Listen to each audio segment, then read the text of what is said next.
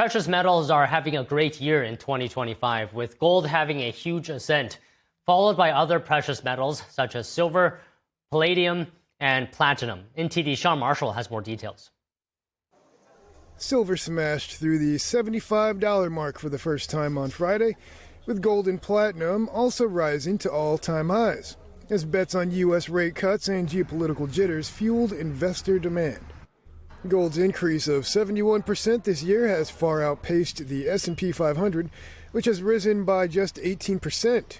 In 2024, gold futures gained 27%, while the S&P rose by 24%. Yeah, so gold and silver has been fantastic as a way for an alternative investment. What we've told all our investors in the past is that gold and silver is what you should allocate as a portion of your overall portfolio in order to hedge against economic instability around the world and the United States. And yes, in the past years, gold and silver has not kept up with the S&P 500, but that's because there was a lot of optimism in the stock market. And now with inflation finally hitting here in the United States, we're seeing gold and silver actually appreciating faster than most assets within the United States. Gold is having its best year since 1979. The yellow metal is set for its strongest annual gain since 1979, supported by Fed policy easing, central bank buying, ETF inflows, and ongoing de-dollarization trends. But not to be counted short, silver has its own set of values that can fulfill different investment purposes.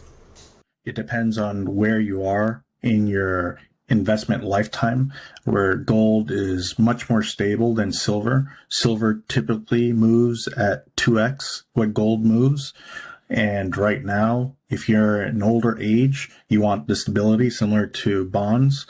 Whereas if you're younger, along my age, in the 30s, silver is a better play because it has more of an upside and you can take on that volatility. All precious metals are headed for weekly gains, with platinum recording its strongest weekly rise on record.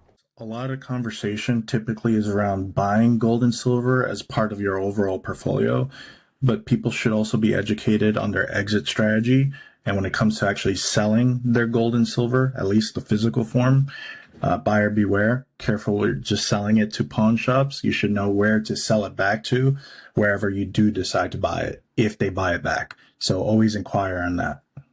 Both platinum and palladium, which are key components in automotive catalytic converters, have surged on tight supply, tariff uncertainty, and rotation from gold investment demand, with platinum up roughly 170% and palladium more than 90% year to date. Sean Marshall, NTD News.